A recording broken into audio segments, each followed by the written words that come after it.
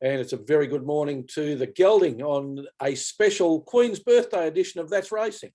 Good morning, Professor. Welcome on a Monday morning. Looking forward to your Demons, today? Yeah, I am. I think they'll go okay. A lot to get excited about there. Yeah, and your Tigers came second yesterday. Yes, like my horse, Professor, they both ran second. My footy team and my horse ran second. So, Tigers, look, I don't know. They had the chance to win it, but West Coast over there are always hard to beat, Professor. And unfortunate with your horse yesterday that the jockey that was due to ride dropped the mic, had a serious fall in the race before and, of course, couldn't take her ride.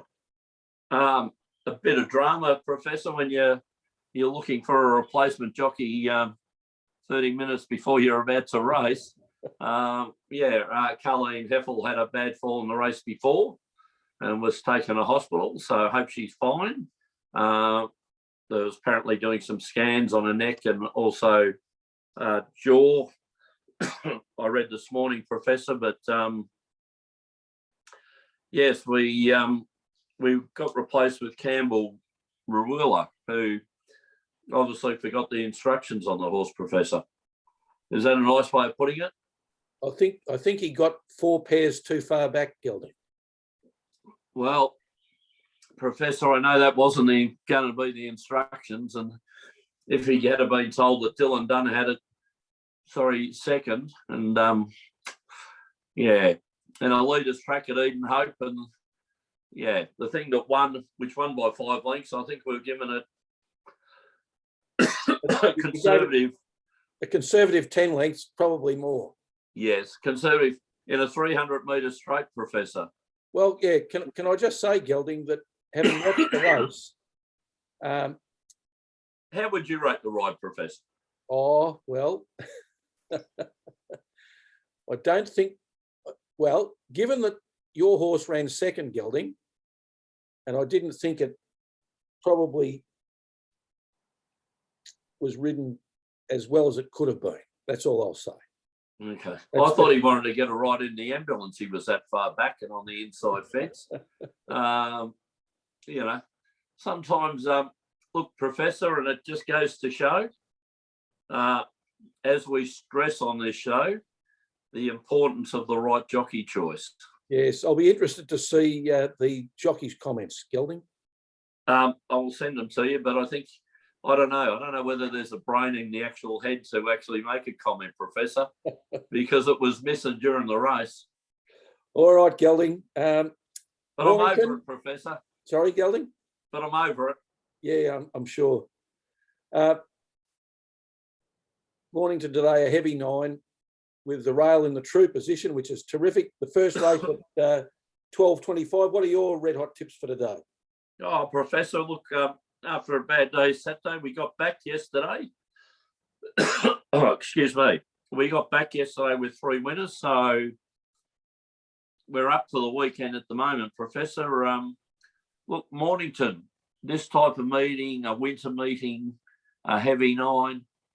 I like the local trainers down there. They seem to do very well at this type of meeting, Professor. So I'm going late in the day. Race 7, horse number 10. Terra Mia, Mia, trained by Matt Laurie down there and ridden by Daniel Stackhouse. Showing round about the $3.50 at the moment, Professor. So drawing the inside barrier. It's won, out of its last 4 starts, it's won one, been placed twice. So let's hope it can nudge across the line today, Professor. Well, fingers crossed for that one, Gelding. And your second tip? Second tip is in the last race at 4:30, Professor, which will clash with your Melbourne Collingwood game, is race 8, number 7, Vainly. Again, trained by another Mornington trainer in Jerome Hunter and ridden by Will Price, who'll be claiming the 2 kilos. its last 3 starts back from a spell is a win, a third and a second, Professor. So again, similar to Terramea, hopefully it can get up on its home track. With the scratchings, it's come in from $3 to $2.15, Professor. And look, may think it might be the bet of the day, Professor. Well, seems like 2 very sound tips there, Gelding. Yeah, hopefully, Professor, we can get some money back in the accounts of our listeners. Yeah, and hopefully your good form from yesterday will continue on. Hopefully, Professor. And what do you like? All right, I'm going early, Gelding. It didn't work for me on Saturday, but that's as the Sydney Colt says. If I don't lose my confidence, I've lost nothing. Exactly, Professor. And I think you're following the right jock too. All right, race 1, the tbsc.com.au handicap. These race names are getting weirder and weirder. Yep. Benchmark 70 for fillies and mares over 2,000 metres. I like number 5, Runaway Train. An excellent name for a horse. Yes. Ridden by Jamie Carr and trained by Clayton Douglas. Oh, Mr. Carr. And owned by Mr. J. Carr. Oh, right. Okay. So in race 1 at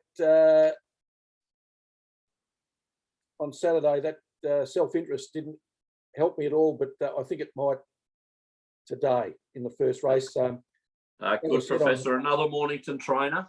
Yeah, Mornington trainer in career form, 21% from his last 50. Runaway Train, 33% win rate, 67% placing rate. It's one at the track and one over the distance, and one over the distance on the 11th of May. So a good bet, I would think, Gelding. Oh, Professor, I like it. At $3, round about the $3 mark, Professor, is it? Yes. Leading jockey, again, as you said, self-interest. I like it, Professor. And one at the track, one in the wet, one at the distance. All good ticks. Yeah. And my second tip, race 4 in the IDS security handicap. It's a benchmark 64 for 3-year-old fillies over 1,000 metres. Number 8, Passing Time. Only had one race for one win. It's up in class, but ridden by Daniel Stackhouse, who's an excellent jockey, trained by Lisa Enright, who's also out of Mornington. So that keeps the Mornington connection going. 18% win rate over her last 50. The horses, one at the track, one over the distance, and one in the wet. So you can't do much better than that. Mate, a lot of ticks about that. And even though it goes up in grade from its last win, trained on the track should do very well. And I believe there's some nice juicy each way odds on offer here, Professor. Yes, Gelding. I swooped in and got $12 fixed and $3.70 the place. Oh, beautiful, Professor.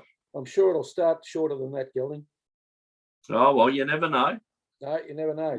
Let's hope. But look, some of the others have got some good form, some winning form, Professor. But this horse hasn't lost yet, so let's stick with it. It hasn't lost, Gelding, at $3.70 the place. It only has to run in the first 3 for a collect. Good bet, Professor. And I'm sure if it had like a trainer like Mick Price names down, it'll be a lot shorter than the $12. Yeah, I've got no doubt about that at all, Gelding. It's a point well made. All right, now the Professor's Parlay. Yeah, the very successful Professor's Parlay. Yeah, if we can get the horse right. Well, as long as Giraffe doesn't jinx us. Yeah, the last leg syndrome, that's right. Yeah. All right, the agreed bet of the day, Gelding, race 8, horse 7, Vainly. Yeah, let's wait for a while, Professor, yeah. Into Melbourne to beat Collingwood. Your Demons. Yes. Into St George to beat Canterbury. So I'm going for one you're going for your side and one you're going against, Professor. Yeah, well, Canterbury's got as much hope of winning as Collingwood. Well,